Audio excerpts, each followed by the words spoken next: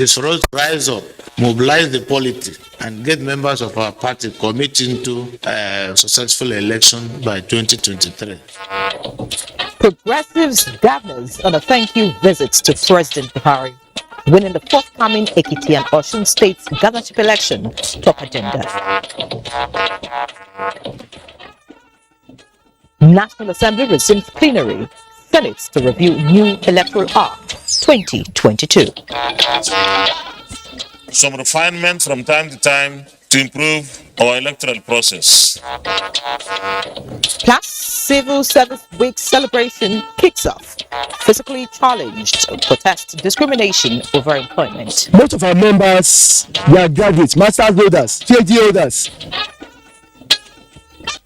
Hello and welcome to NTA Network News. I am Ian Ray. John Adeola Komiakere joins me from Lagos. Many thanks for joining us. And just to let you know that you can follow this news broadcast live on our website, nta.ng/live, and all our social media platforms displayed on the screen for updates. President Muhammadu Buhari has granted audience to the Progressives Governors Forum in furtherance of strategic engagement with critical stakeholders towards ensuring that the governing party retains power for sustainable future of the country. State House correspondent Adamu Sambo reports. The governors are meeting President Muhammadu Buhari for the first time since the successful conduct of the special convention and presidential primary election of the governing APC. They are here to express formal appreciation to the president for the leadership he provided that led to the widely acclaimed free, fair and transparent exercise that produced Asiwaju Bola Ahmed Tinubu as presidential candidate. Discussions centered on the best way forward towards achieving a successful outcome in the forthcoming Ekiti and Osun governorship elections, as well as the 2023 general elections peacefully and transparently. Governor Hope Uzodinma of Imo State, who attended the meeting, was later granted audience by the president, where issues of governance dominated discussions. As you were aware, last time I came here with a letter of invite to Mr. President to invite him to come to Imo State on a walking tour. And during that visit, he will be commissioning Owerri to Olo, a newly dualized highway, and the Owerri to Okigwe. And by the grace of God, reconstructed the State House of Assembly, fully equipped and furnished. And I'm here to dot the I's and cross the T's as to when exactly he will be coming. The governor, who also appreciated the role played by the Nigerian leader at the just concluded presidential primary election of the party, expressed the conviction that with the giant strides achieved by the Buhari presidency in critical economic sectors, the chances of the governing APC to retain power are very bright. The next thing as party leader now and the opinion leaders is for us to rise up, mobilize the polity, and get members of our party committing to a successful election by 2023, so that our president that is leaving will also be handing over to our own president of APC. That is our preoccupation now, how to win the elections. We are ready to go and work for our candidate and produce the next president to deliver democratic dividends, develop Nigeria to look like other parts of the Western world where democracy is working. On the issue of running mate for the presidential candidate of the party, the Imo State governor said that is the prerogative of Asiwaju Bola Ahmed Tinubu, whom he believes will do the right thing in the best interests of the governing APC. From the State House, Adamu Sambo, NTA News. Meanwhile, the Independent National Electoral Commission has given all eligible voters in Ekiti State a firm assurance that only their votes would determine the outcome of the governorship election scheduled for Saturday, June 18, 2022. The chairman of the commission, Professor Mahmood Yakubu, gave the assurance at a meeting with stakeholders held in Ado-Ekiti, the Ekiti state capital. Olukemi Sani has details. The Independent National Electoral Commission chairman said the commission would not take any action to the advantage or disadvantage of any political party or candidate during the election. The commission, he said, had carried out series of activities in readiness for the election, which included holding several meetings with political parties and their candidates, interacting with security agencies at national and state levels, as well as consulting with traditional and religious leaders, civil society organizations and the media. The chairman explained that all categories of ad hoc staff for the election have been recruited, trained and screened, while non-sensitive materials have been delivered to the 16 local government areas of the state. Preparations for free and fair, credible and transparent and also inclusive election. Inspector General of Police Usman Alkali Baba, who gave an assurance that adequate security had been provided, advised residents of Ekiti State to follow laid down electoral guidelines for a peaceful election. As member of the Nigerian Police Force and indeed all other security agencies, including the military, that have been mobilized to complement the police, shall remain impartial, calm, and professional in the exercise of statutory duties and provided.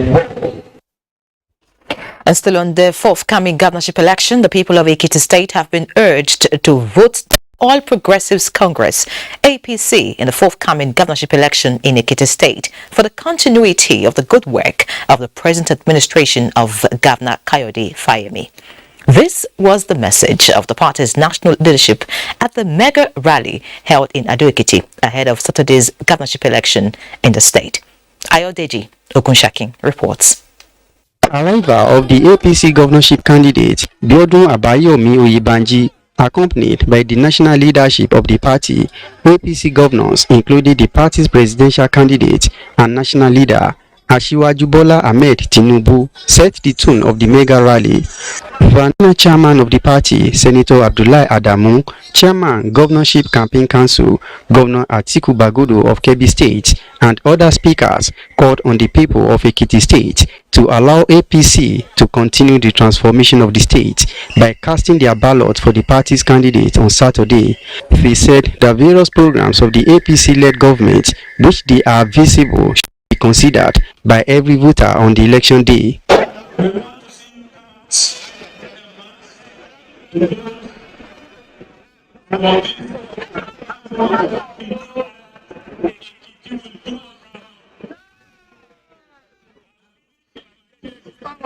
On his part, for candidate Biodun Abayomi Oyebanji wants Ekiti people to thumbprint APC on the ballot come Saturday.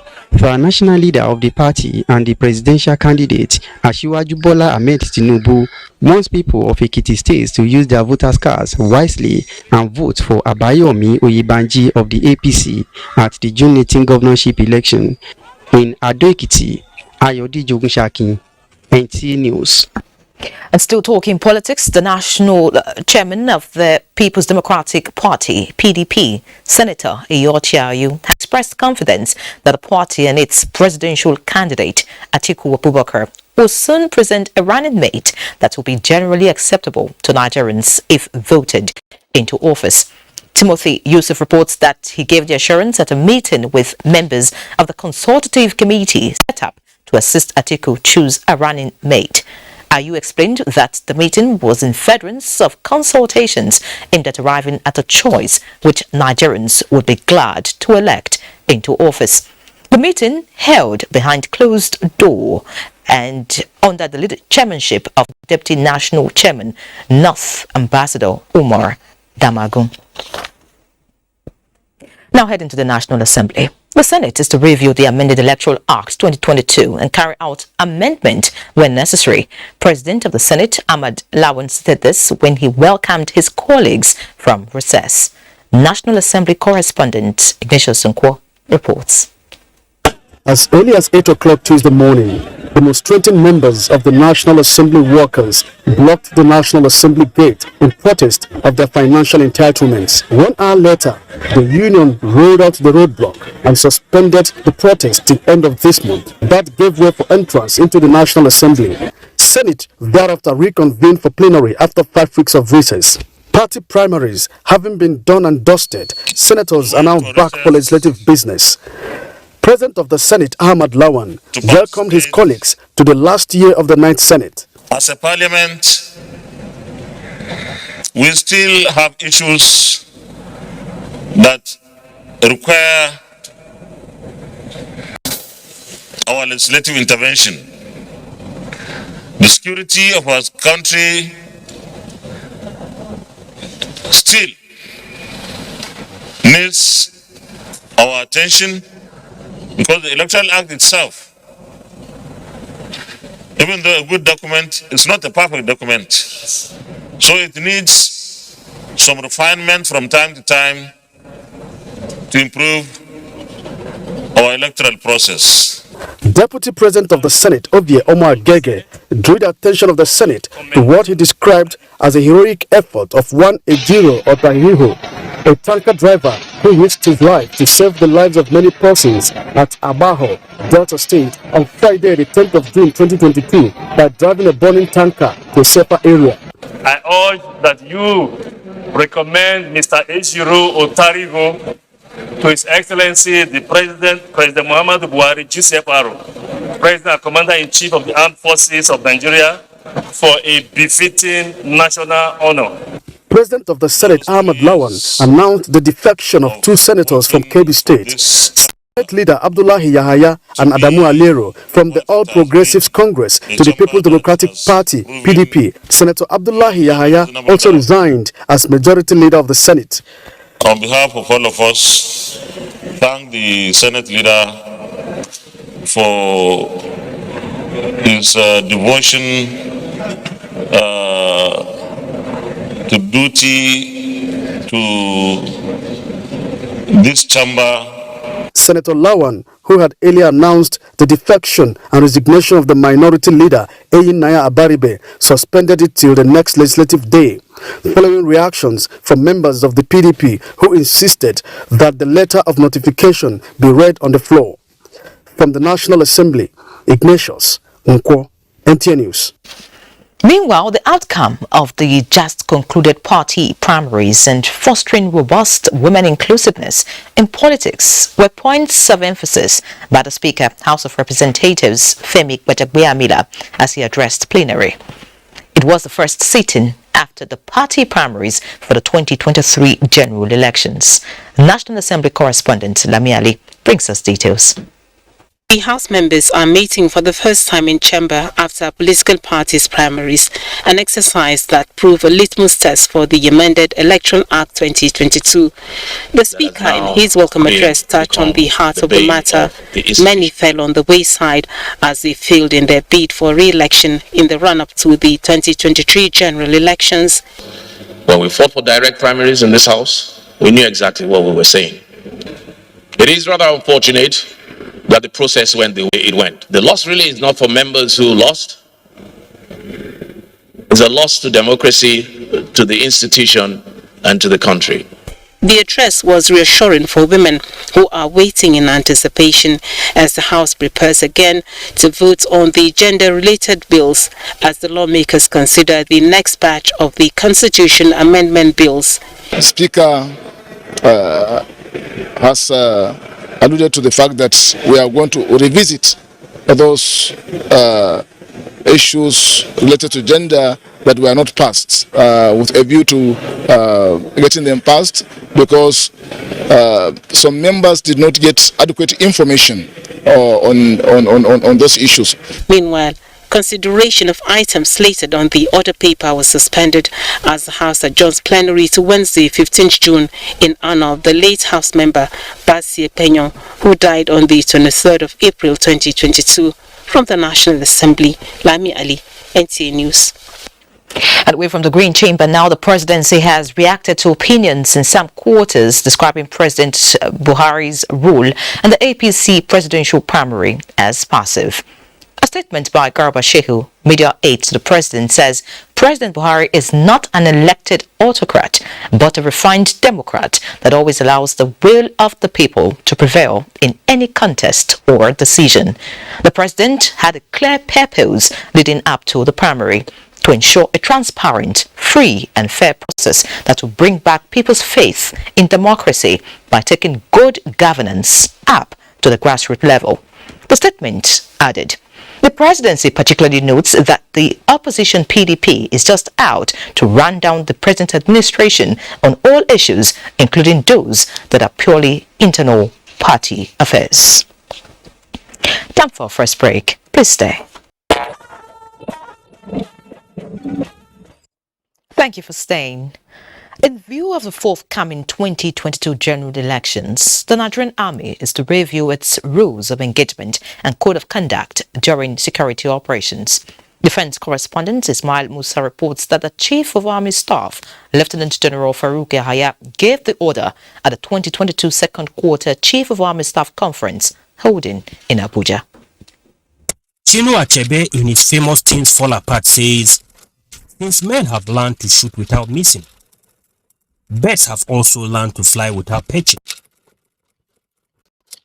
It is in similar vein that these army principal officers, heads of units and formations converge on Abuja for the 2022 second quarter conference of the Chief of Army Staff to appraise and strategize its operational tactics. This is necessary in view of the dynamism and complex nature of the nation's emerging security threats.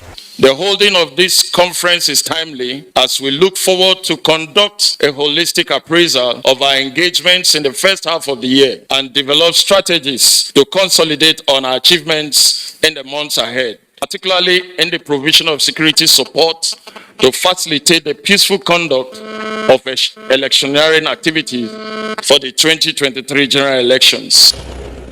With ongoing internal security operations in virtually all the nation's political zones, the Chief of Army Staff ordered the immediate review of its rules of engagement before the forthcoming elections.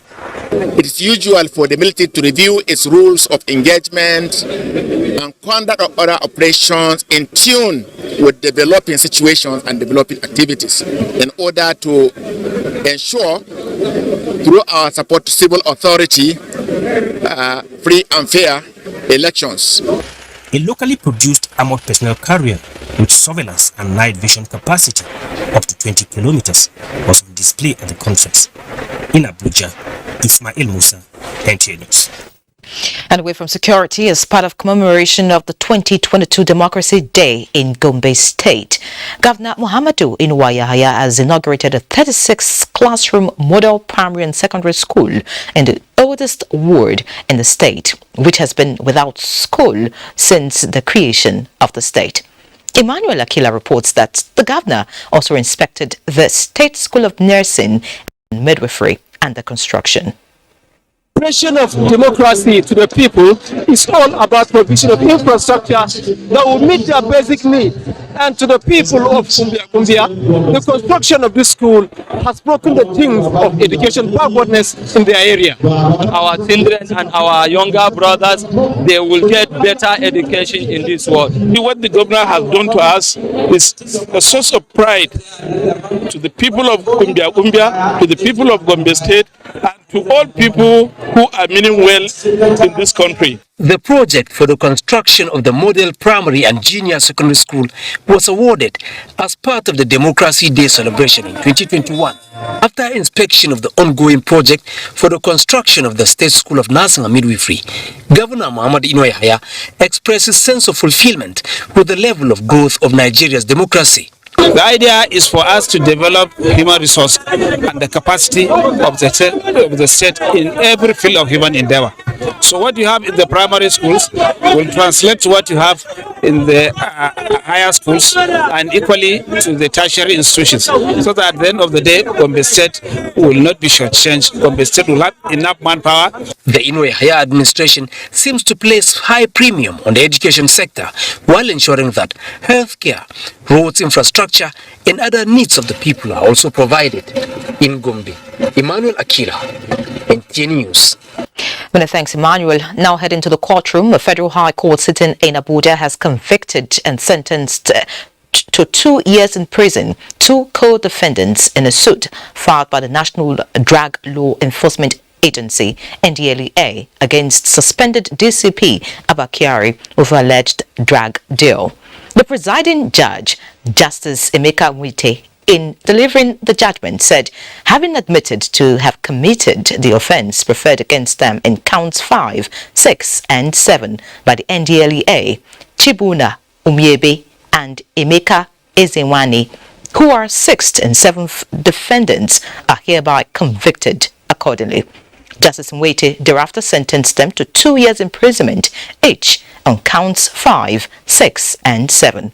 He said the terms, which shall run concurrently, would commence from the day the defendants were arrested by the NDLEA.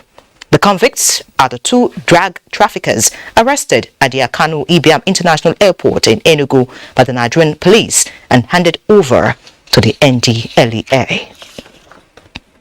And on the war attack, more governors are still visiting Ondo State to commiserate with the government and people of the state over Sunday, June 5, gun attack on a Catholic church in Owo.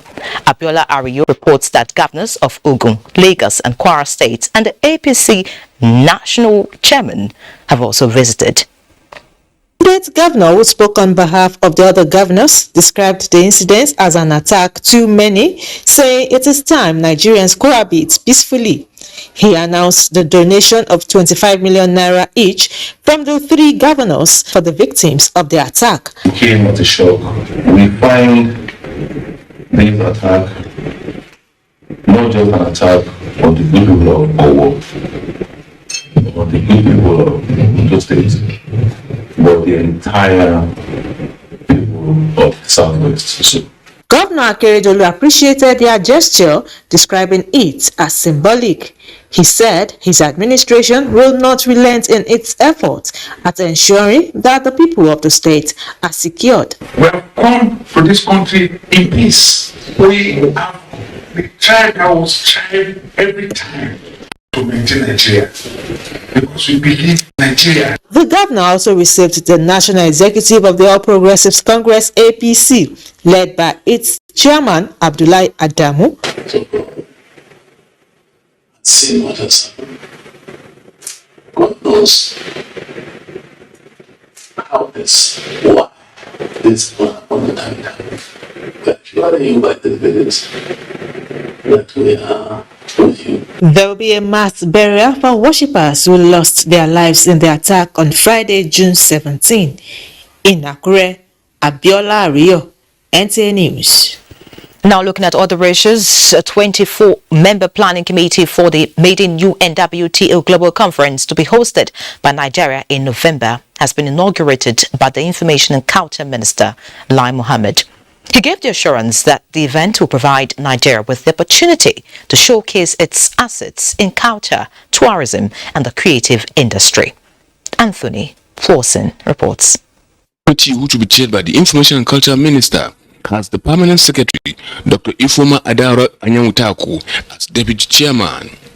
Lai Mohammed explained that the right to host the inaugural edition of the Global Conference was given to Nigeria in a clear recognition of the country's rising profile in tourism, culture and the creative industries, not just in Nigeria but around the world. The creative industry, which is great art and crafts, design, film, video, photography, music and performing arts have taken a central role in Nigeria and have constituted our tourism. Maintaining that the event will showcase Nigeria's best, projects Nigeria's image as a safe and desirable destination for leisure and business. It will also consolidate on the relationship with the United Nations World Tourism Organization and its member states. The granting of the hosting right for the Global Conference to Nigeria is a clear demonstration of the confidence of the NWT and its member states in the country's capacity to deliver. Recall that Nigeria has successfully hosted the meeting of the UNWTO's Commission for Africa 4 times. While the conference will provide a platform for interaction and exchange of ideas as well as best practices with key players in the industry, it will equally highlight the restarting of travel and tourism in a safe and seamless manner after COVID-19. In 2019, prior to the COVID-19 pandemic, the tourism and the creative industries were fast-growing sectors with the value of over $1.47 trillion and $2.25 trillion respectively. However, both sectors were greatly affected by the unprecedented pandemic. The global conference we are planning to host will be a catalyst for the recovery of the critical sectors. The minister disclosed that ministers and officials from tourism, culture, and arts ministries of United Nations World Tourism Organization member states will be invited to attend. The planning committee, the minister added, will be assisted by 11 subcommittees. In Abuja, Anthony Forson, NTA News.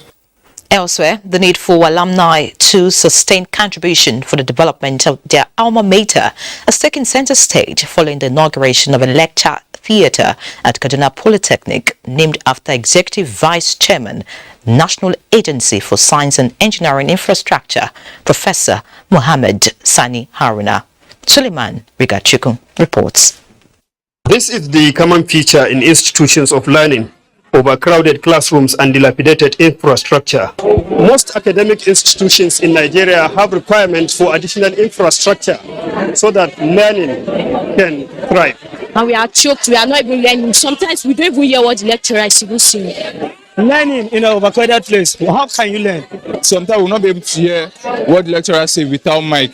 So it's not nice at all. However, steps have been taken to address this problem with the provision of this new lecture theatre. The digitized lecture theatre will, in addition to providing conducive learning environment, bridge e-learning gaps of the Polytechnic. This is the latest of the type of learning facility in this region that they can have. I'm sure it will motivate them to learn more. Stakeholders, including alumni of the premier Kaduna Polytechnic, came together to identify a worthy course by the Executive Vice Chairman, National Agency for Science and Engineering Infrastructure, NASENI, to the development of the Polytechnic. Speakers took turns highlighting the need for stakeholders to join hands with government in complementing funding of education. It is a very wonderful achievement, and I want to use this opportunity to call up the other meaningful Nigerians to ensure that they copy from what Professor M.S. Haruna is doing. Alumni associations should continue to assist like it has happened at the Kaduna Polytechnic. He has just motivated me to go and invest into my institution. So I think it's a good thing, and if all of us who graduated from our various institutions are going to invest back. Professor Mohammed Sani Haruna performed the inauguration, saying the Polytechnic should deploy to proper use. NTA News. And from Kaduna, we head to Lagos, where Adeola will feed us with more news. Adeola. Thank you, Iere.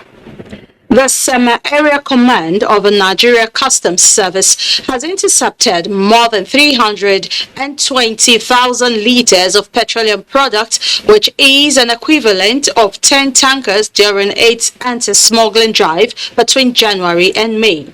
The area controller, while showcasing the products, said the items will be auctioned in line with the standard operating procedure of perishable items. Michael Oleye reports. Windy sound and waving noise of the ocean are beauty to behold.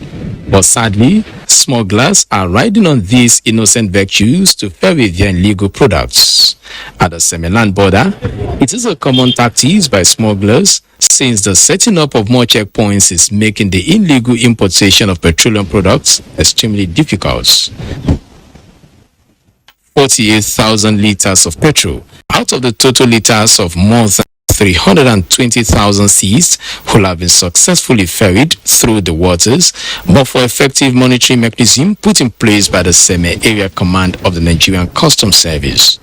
The worry here for the customs is not the volume, but the seizure of about 1,600 jerrycans just within 24 hours. At times we even go to the source, to their sources. There are filling stations that at times we go there and we close them. Being Nigeria's gateway to other West African countries, the Seme-Badagry axis is a transport route for drug trafficking. But the customs, through intensive stop and search, intercepted 306 parcels of cannabis sativa, more than 100 cartons of tramadol, and other unregulated and expired drugs with duty-paid value close to 1.5 billion naira. An added advantage to this is the arrest of 2 suspects. You all know the effects that this drug do to our youth, to the country. The youth are the future of this country. And once you destroy the youth, it means you have destroyed the country. The NDLEA, while receiving the goods, lauded the contribution of the customs service to society well-being with a promise to equally complement the efforts of the agency. Try and see how we can, conduct some underground investigation, then we secure court order for destruction. The Seme Area Command of the Nigeria Customs Service singled out interagency collaboration and synergy with host community for the feat achieved. In Lagos, Michael Olaleye, NTA News. The United States Embassy in Nigeria has inaugurated a modern play and education space to support general learning, particularly in the area of boosting intellectual and cross-cultural capacity between Nigeria and the U.S. Our correspondent reports that the facility sited within the premises of the National Museum will help children and young people connect with historical artifacts. In an historical eco-space which connects man to cultural heritage and monumental artifacts, a museum does not just serve the purpose of exhibition. In fact, there are more learning motives connected to visitation. The National Museum in Lagos averagely hosts 75,000 children and young people annually, and before now, there has been a major constraint relating to availability of relaxation sports to complement the entire learning process. From the inscriptions to the drawings on the wall, the entire space gives satisfaction of a modern playground, a type of ambience emphasized by the U.S. Embassy in Nigeria, which necessitated the commitment of resources from its Public Diplomacy Fund. These preservation projects benefit both future generations and the growth of the tourism industry. I am proud to say that since the program's inception, Nigeria has received 10 Ambassador Fund for Cultural Preservation grants worth $1 million. To the National Commission for Museums and Monuments, this gesture is a plus to its quest of upgrading galleries to international standards, in which 8 have been completed across the country and another 9 on the radar for upscaling. The icing on the cake, however, is that more global interventions are coming on board to support this initiative. But also recently, we won a grant by the Bank of America Art Conservation Fund to the value of $40,000 to restore and conserve Ibo Uku bronzes at the National Museum, Lagos. When the children come in, they go into the galleries first. After they experience their education in the gallery, they come for their recreational time on the playground. The whole idea of the modern play and education space was influenced by Olamide Babajide when in 2017 she was selected as one of the top 10 tech women by the US. And our dream of Green Park, where people can sit and relax, will now serve educational purpose. In Lagos, Michael Olaleye, NTA News. So much from the Center of Excellence, but do not forget to follow this news broadcast live on our website at nta.ng/olive and on our other social media handles displayed on your screen for updates. The news will continue after this time out. To stay on. Glad to have you back. The 2022 Civil Service Day celebration has kicked off at a ministerial level with the Federal Ministry of Special Duties at Intergovernmental Affairs recognizing 3 outstanding civil servants for excellent service delivery. Retiree Ikme tells us more. Bukola Olakunle, an Assistant Executive Officer in the Budget Department of the Federal Ministry of Special Duties and Intergovernmental Affairs, was overwhelmed when she was announced as an awardee for excellence in service delivery. Her punctuality, creativity, and dedication to duty gave her an edge over other colleagues. I didn't expect that I was going to be able to be giving me the award. All awardees were evaluated for uncommon patriotism, commitment to the core values of the civil service, integrity in service delivery, among other considerations. It will spur me up to do more in civil service. What is necessary is for us to put in our best in service. For the Minister of Special Duties and Intergovernmental Affairs, Senator George Akume, the reward and recognition of staff will be an annual event in the ministry. Going forward, the faith of the Nigerian civil service now lies in your hands. You can either make or mar it through your conduct, actions or inactions. This ceremony is in line with the directives of the head of the Civil Service of the Federation to federal ministries to organize activities marking the celebration of the Civil Service Day at their various offices. Other speakers agree that capacity building and staff motivation are crucial to boosting productivity in the civil service. Abuja, Retiree Ikme, NTA News. Meanwhile, activities at the Federal Civil Service Commission came to a halt when a group of physically challenged persons barricaded the entrance to the premises over alleged discrimination on employment, despite their meeting with the Secretary to the Government of the Federation. Francis Form reports.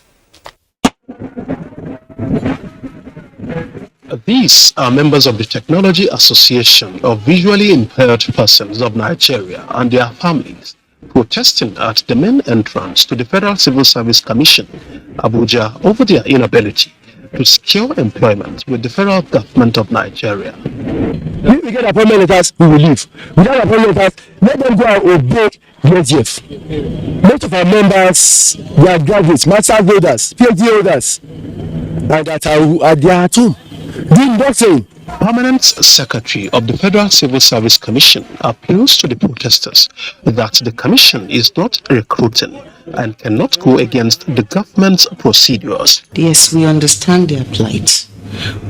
If the embargo on employment is lifted and the waiver is generated, that's vacancies are. We don't generate vacancy. If vacancies are generated for us to fill, when the time comes, we will know. We will remember that there is a 5% space to employ them, and we will advertise it to them and get their applications, and they will be subjected to screening and employment. Though quite a sorry sin, but due process must be followed.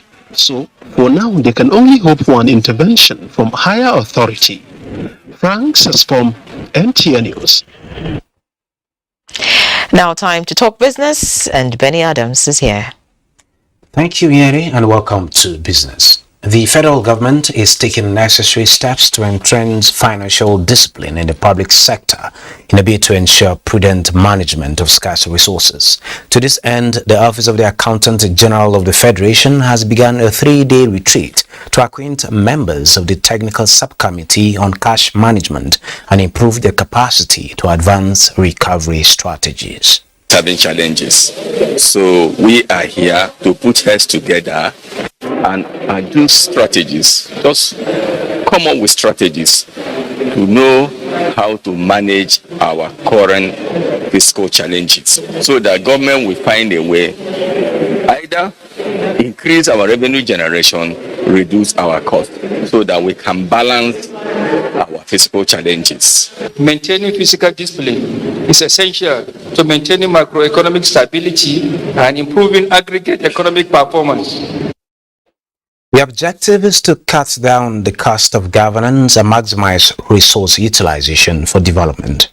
And on the capital markets, the Nigerian equities market all-share index declined by 0.16% to close transaction at 53,113.64 basis points. Market capitalization stood at 28.6 trillion naira, 299.9 million shares valued at 3.099 billion naira exchanged hands in 5,394 deals. FCMB, UBA and Transnational Corporation led in a volume and a value.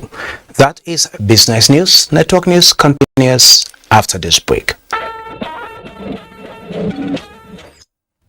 Now time to have a bit of sports with Olumbude Ekuntola as our guide. The death has occurred of Mrs. Victoria Onwabugwanyi Ajero, née Ezeobi, aged 74. A statement by Dr. Chukwudebube Ajero of Umuireagu, Eguachi in Oji River, local government area of Enugu State, on behalf of the family, indicates that there will be a wake-up on Thursday, 16th June 2022 by 7 p.m. Burial service and interment will be on Friday, 17th June at Emmanuel Anglican Church, Eguachi. There will be laying of foundation stone for Victoria Ajero Memorial Health Center and Endowment Fund, while outing service will be on Sunday at Emmanuel Anglican Church, Eguachi. And that concludes